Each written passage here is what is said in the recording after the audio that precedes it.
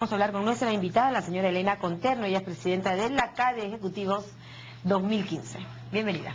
Un gusto, María Jesús. Aquí estamos ya, faltando pocos días para esta CADE, con mucho entusiasmo, invitando además no solamente a los asistentes, sino al Perú entero, porque las sesiones van a estar disponibles vía una línea de cable y también vía streaming. Esperamos pues que todos podamos hacer un alto en el camino para reflexionar sobre el Perú y así también identificar propuestas para el próximo quinquenio. Así es. De hecho, el lema de esta CADE es: el Perú necesita cambios para seguir creciendo, y tenemos dos temas eje. Por un lado, cómo impulsar el crecimiento, y por el otro, cómo poner el Estado al servicio de la ciudadanía. Dentro del primer bloque, creo que todos como peruanos nos sentimos muy orgullosos de lo dinámica que ha estado nuestra economía en los últimos 25 años, un conjunto de reformas a nivel macro, a nivel de eficiencia de los mercados, crear entidades claves y fortalecerlas, como el Banco Central de Reserva, como el SUNAT, y luego el entusiasmo, el compromiso, el esfuerzo de los empresarios que con su dinamismo, con su inversión, con su visión, conquistando mercados, han permitido que el PBI peruano en estos 25 años se multiplique por 3, que las exportaciones peruanas se multipliquen por 4, y eso a su vez ha significado que la pobreza se reduzca a menos de la mitad. Entonces, tenemos 25 años, digamos, en que hemos tenido una dinámica económica muy interesante. Lamentablemente, en los últimos años, el contexto global y local, digamos, se han visto afectados.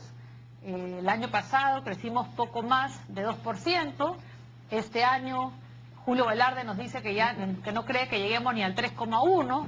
Entonces, sin duda, por eso, uno de los temas claves a discutir en esta CADE es cómo impulsar el crecimiento, siendo conscientes del nuevo contexto global, pero también de las potencialidades del Perú y del compromiso, del ingenio, del esfuerzo de sus empresarios, cómo podemos impulsar el crecimiento para retomar mayores tasas y tener los efectos, obviamente, que ello tiene en el empleo, en la reducción de la pobreza. Los ejes temáticos, ¿no es cierto, señora Conterno, que se van a tocar, que se basan en 6, me parece, en los ejes temáticos que se van a tocar a nivel de las ponencias, de los empresarios, de ejecutivos y además de los candidatos a la presidencia, que será el día 4, ¿no? Porque recordemos que esta edición va del 2 al 4 de diciembre en Paracas.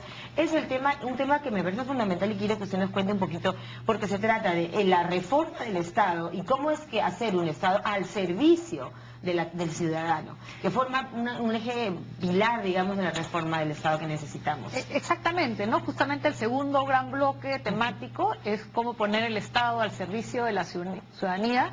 Como dices, es clave, digamos, hacer reformas, hacer ajustes para que tanto el funcionario público de la ventanilla, el que revisa los papeles, el maestro, el profesional de la salud que está en una posta alejada, el policía, el comisario, el alcalde, para que todo ese aparato público realmente actúe teniendo claro que su cliente y a la vez accionista es el ciudadano, y es a ellos a los que tiene que servir el Estado. De hecho, frente a este gran dinamismo del sector privado, que además ha permitido multiplicar el presupuesto público por 5 en los últimos 25 años, es decir, tenemos un Estado con mucho más recursos. Sin embargo, lo que vemos a nivel de los rankings mundiales es que estamos jalados en temas esenciales para el desarrollo, como educación y salud primaria, como infraestructura, como institucionalidad. Y entonces, si bien hay algunas reformas que ya están encaminadas, hay muchos aspectos por abordar si queremos pues realmente brindar un mejor país y oportunidades para todos los peruanos. Ahora, quisiera tocar dos aspectos que usted me confirmará o no, señora Conterno, y tiene que ver con dos aspectos que en el Perú me parecen fundamentales: el tema de la corrupción por un lado y el tema de la seguridad ciudadana. Le pregunto lo de la seguridad ciudadana en el marco además de que van a estar presentes los 5 candidatos que según la intención de voto estarían liderando, ¿no es cierto? ¿Cómo lo han previsto en estos ejes temáticos? Bueno, lo que estamos viendo, digamos, los CAES hay que verlos como una secuencia, ¿no? El año pasado fue más temático de políticas públicas, ¿no? En que seguridad fue un eje temático importante, ¿no? El tema de corrupción también fue abordado. Este año estamos viendo a nivel más transversal, por eso es un poco cómo impulsar el crecimiento en todos los sectores de la economía, no uno en particular, y cómo poner el Estado al servicio de la ciudadanía en todo. De hecho, el tema de seguridad es un tema clave.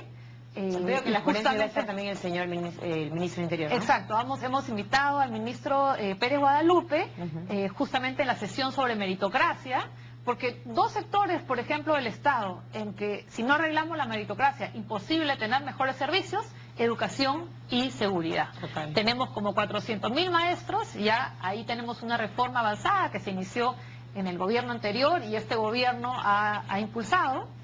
Y es pues justamente de introducir la meritocracia a nivel de los profesores, a nivel de los directores de escuela, y eso es algo que esperamos conocer, cómo lo viene haciendo, y además qué plantea a futuro el ministro Saavedra, y también al ministro Pérez de Guadalupe, de similar manera, lo hemos invitado a plantear qué cosas se debe hacer a nivel de la policía. Tenemos como 130.000 policías. Bueno, ¿cómo instauramos en ese equipo, en ese recurso humano, la meritocracia, el énfasis en el desempeño, el tener en cuenta siempre que ese ciudadano es su cliente y a él hay que atenderlo y a él mejor? hay que atenderlo. Sí, quisiera que revisemos un poquito parte de los temas, ¿no? Otro tiene que ver, por ejemplo, con las alianzas público-privadas, que también son muy impulsadas en ese momento y que están dando buenos resultados. Bueno, así es. Otra de las sesiones en el bloque de cómo poner el Estado al servicio de la ciudadanía es cómo la participación privada puede impulsar lo que es la provisión de servicios públicos. Está lo que menciona, las acciones públicas privadas, las obras por impuesto, las iniciativas privadas. Están también en general la actuación, por ejemplo, en transportes. Hace 20 años... yo me acuerdo que el Ministerio de Transportes tenía muchísimas maquinaria y miles de obreros. Hoy en día eso nos parece inconcebible. Decimos, no, el Estado tiene que concentrarse en hacer concursos y en su rol supervisor, y hay que fortalecer que cada vez lo haga mejor. Pero ya está, digamos, concebido en que entonces es el sector privado el mejor preparado para construir, tener los obreros y dar bueno, pero hay figuras como resultados. la concesión, por ejemplo, que también entiendo que se van a abordar, ¿no es cierto?, en esta CADE. Ahora, hay ponentes muy importantes que quisiera que nos cuente, señora Conterno, en esta edición, la 53ª edición de la... Así es, yo creo que todos nuestros expositores son de primer nivel. Tenemos, digamos, son Moisés 2 días Naim, y medio. por ejemplo, ¿no? Está Moisés Naim, que es un economista venezolano, que es reconocido como uno de los grandes pensadores, que además hace 20 años acuñó el término de reformas de segunda generación, que justamente aluden a lo complejo, pero a la vez sumamente relevante, de reformar, de introducir la meritocracia, de reformar servicios públicos como educación, como seguridad, como el sistema de justicia. Entonces, que tiene todo ese bagaje de conocimientos y que además recientemente escribió el libro El fin del poder, ¿no? Que justamente hace todo un análisis de cómo han cambiado el tema, la dificultad que es ahora, digamos, ejercer el poder, y por otro lado la facilidad que es hacerse del poder con las redes sociales y en fin. Yo agregaría algo más ahí, ¿no? Y él resalta ahí, nomás para terminar la idea, él resalta la necesidad de tener partidos políticos, que justamente es un tema, son 2 temas claves para Perú que él tiene amplio conocimiento: la reforma de segunda generación y la necesidad de fortalecer a los partidos políticos. Y sobre todo ahora que estamos en un momento electoral, ¿no? Estamos en efectivamente, ¿no? Y justamente estamos yendo al tema del CADE. Este es un CADE electoral, ¿no? Hemos ya invitado, según habíamos aprobado unos lineamientos que establecían que íbamos a invitar hasta el 4.º puesto, ¿no? Y en caso hubiese empate en el 4.º puesto, a los que resultaran invitados. Así que hemos invitado a 5, hemos invitado a Keiko Fujimori, a Pedro Pablo Kuczynski, a Alan García y a los 2 que estaban empatados según las encuestas nacionales de octubre, que es lo que establecimos nuestro lineamiento, que son César Acuña y Alejandro Toledo. Claro que sí. Así que hay mucho interés de poder escuchar las propuestas que tienen estos candidatos. Les hemos planteado que aborden estos 2 temas: cómo impulsar el crecimiento, cómo poner el Estado al servicio de la ciudadanía y además pues otros temas de especial relevancia como la educación, la seguridad, entre otros, así como lo que ellos consideren pues clave para el siguiente quinquenio, ¿no? Claro que sí, además que va a haber un tema de debate, de propuestas, pero también va a haber la participación de las personas que asistan, ¿no? Por O sea, va a haber supuesto. un tema de preguntas, una retroalimentación ahí parece, La ¿no? dinámica, digamos, cada candidato tiene un bloque y en ese bloque van a hacer una presentación, luego van a tener un panel de 3 personas, que van a tener una especie de diálogo, de preguntas y respuestas.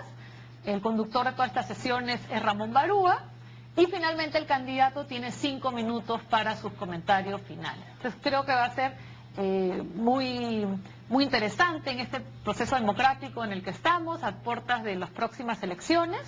Y como decía al inicio, reiterar que esto va a estar es para no solamente el público asistente, sino para todos los peruanos. Invitar a todos los peruanos que se programen. Así, además que se va a poder seguir a través de la web, se va a poder seguir también a través del cable, o sea que no nos podemos perder. Son videos que se van a poner ahí de todas las conferencias, Va a ¿no? estar en tiempo real y también va a estar disponible los videos posteriormente. Claro que sí. Bueno, ya que estamos con la presencia de la señora Elena Conterno, no puedo dejar de preguntarle sobre el sector que ustedes mismos están impulsando, que usted es amplia conocedora como presidente de la Sociedad Nacional de Pesquería también, ¿no es cierto? Y sobre el tema de la anchoveta, hay quienes han señalado que con el fenómeno del Niño ha sido poco osado, digamos, lanzar esa segunda temporada de anchoveta con 1,1 millones, me parece. 1.11 exactamente, millones de toneladas. Millones de toneladas, ¿no es cierto? ¿Qué tal? ¿Qué opinión le merece? ¿Cómo Bueno, estamos? es importante dimensionar, digamos, cómo las incidencias que puede tener un fenómeno del Niño. El Niño puede afectarte la disponibilidad